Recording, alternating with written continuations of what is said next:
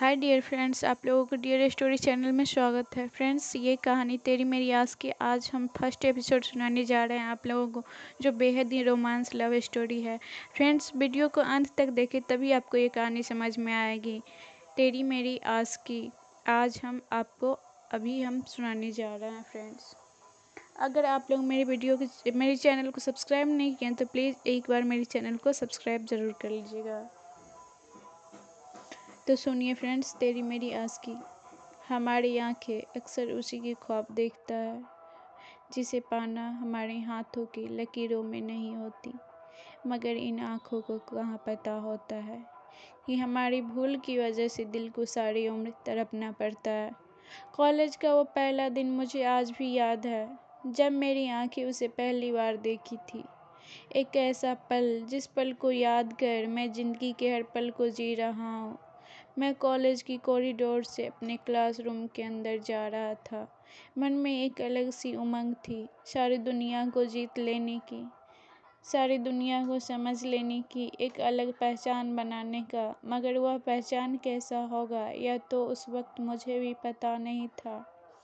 मैं धीमे धीमे अपने क्लासरूम के नज़दीक पहुंचने ही वाला था कि पीछे से किसी लड़की की कोमल आवाज़ मेरे कानों में पड़ी। हेलो। यह प्यारी सी आवाज़ मेरे कानों को किसी मॉडर्न संगीत सा लगा। मैं पीछे मुड़कर देखा तो गुलाबी समीज पर पीले रंग की मखमली दुपट्टा, आंखों में काजल, होठों पर लाल रंग की लिपस्टिक लगाई हुई बहुत ही खूबसूरत लड़की दिखी। खिड़की से आती सूरज की किरणें उसके गालों से रिफ्लेक्स होकर सतरंगी इंद्रधनुष बना रही थी। उसकी कातिलाना मुस्कान मेरे दिल में बैठ गई थी। मैं उसे देखकर कहीं खो सा गया था। मेरी सांसें थम सी गई थी। तभी उसने दूसरी दफ़ा आवाज़ दी, हेलो। मैं आपको ही बोल रही हूँ। इस बार उसने अपने हाथों को मेरे आंखों के सामने खिलखिलाते हुए बोली। मैं खुद को ख्वाब वाली दुनिया से बाहर निकाल कर लड़खड़ाते हुए बोला उनसे, जी बोलिए। रूम नंबर R014 कहाँ है? प्लीज़ मेरी हेल्प कीजिए उसे ढूंढने में। एक्चुअली आज मेरा कॉलेज का पहला दिन है। मुझे अपने क्लासरूम के बारे में कोई जानकारी नहीं है, उस लड़की ने कोमल स्वर में मुझे बोली। मैं उनसे बोला, आप यहाँ से सीधे राइट ले लीजिएगा। कुछ कदम चलने पर ही आपको अपनी क्लासरूम दिख जाएगी। मैंने उसे हाथ से इशारा करते हुए बोला। मेरी बात सुनकर लड़की ने हल्की मुस्कान के साथ थैंक्स बोली और फिर कमरे की तरफ चली गई। सच बोलूँ तो मुझे भी उस कमरे के बारे में पहले से कोई जानकारी नहीं थी। कुछ देर पहले जब मैं अपने क्लासरूम ढूंढ रहा था, उसी वक्त मैंने वह क्लासरूम देखा था। उस लड़की को वहाँ से चले जाने के बाद भी मैं उसे कुछ समय तक देखता रहा। वह पीछे से भी देखने में उतना ही खूबसूरत लग रही थी जितना कि अभी आगे से देखने में मुझे लगी थी। उस लड़की के जाने के बाद मैं भी अपने क्लासरूम के अंदर चला गया।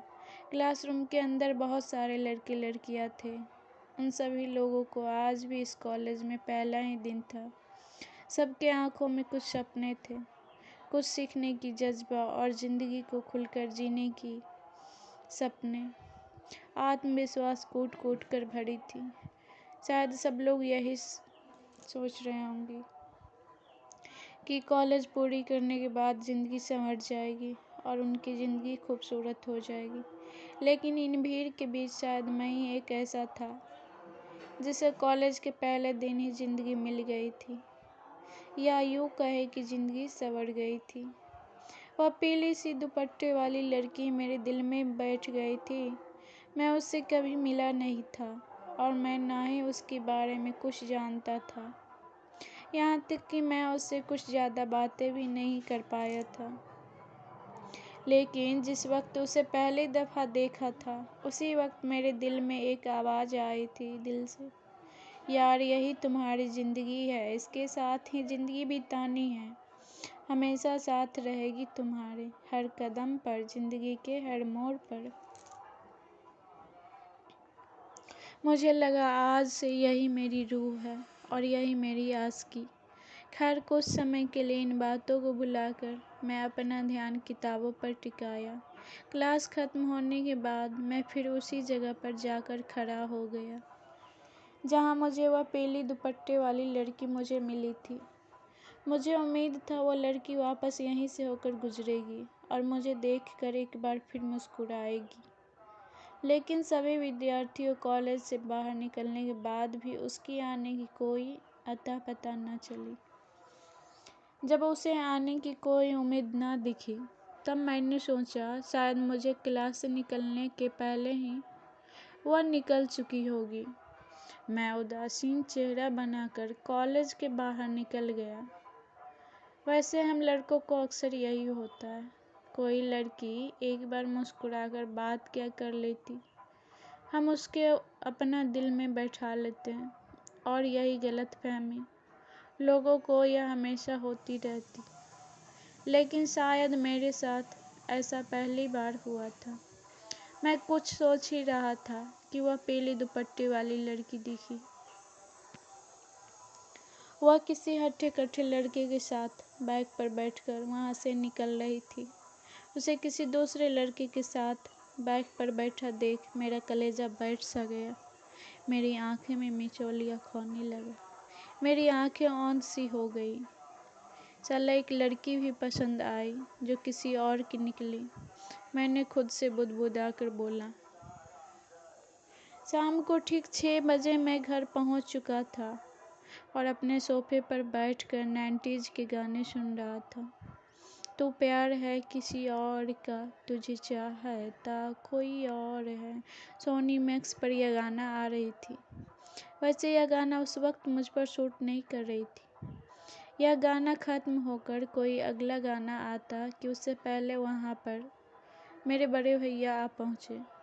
फ़िलहाल उस वक्त भैया पापा की कंपनी संभाल रहे थे और अगले ही हफ्ते इनकी शादी भी होने वाली थी।